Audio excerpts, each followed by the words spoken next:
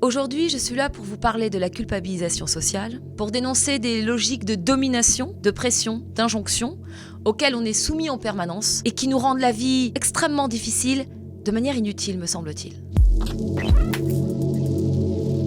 La culpabilisation est le fait d'être culpabilisé par le regard extérieur.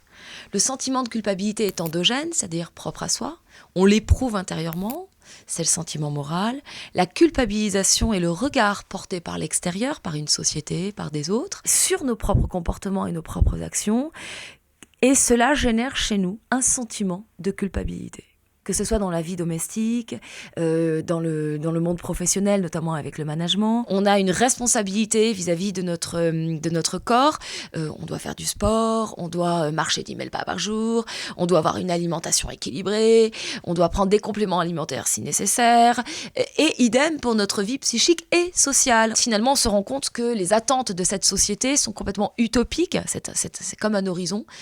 Plus on s'en approche, plus il s'éloigne. Donc en fait, on ne peut pas faire autrement. Et c'est là où c'est très insidieux. On ne peut pas faire autrement qu'échouer.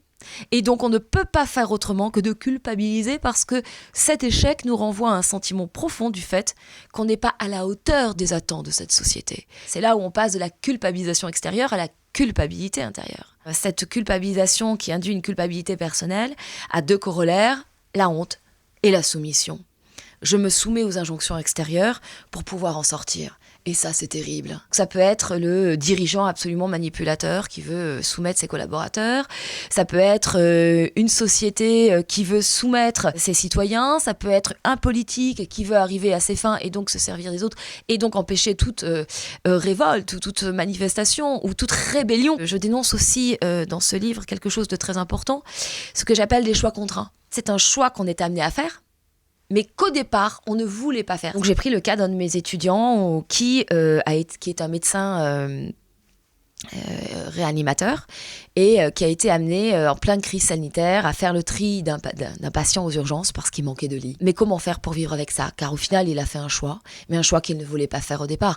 Il n'est pas devenu médecin pour faire ce type de choix et pour assumer les conséquences d'une problématique institutionnelle, voire politique. Et c'est ça qui est terrible, parce qu'on ne peut même pas se révolter, parce qu'au fond, évidemment, on est convaincu d'être responsable, puisqu'in fine, on a choisi. On est tour à tour à la fois la personne qui culpabilise et celle qui est culpabilisée. Et qu'on accepte ce jeu. Quand vous placez du contenu sur les réseaux sociaux, eh bien, vous attendez d'être jugé et donc d'être évalué en permanence.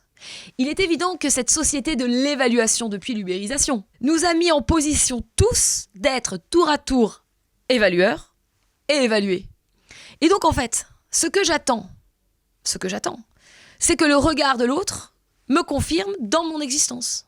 Les autres vont distiller en moi un doute que je ne me serais pas posé.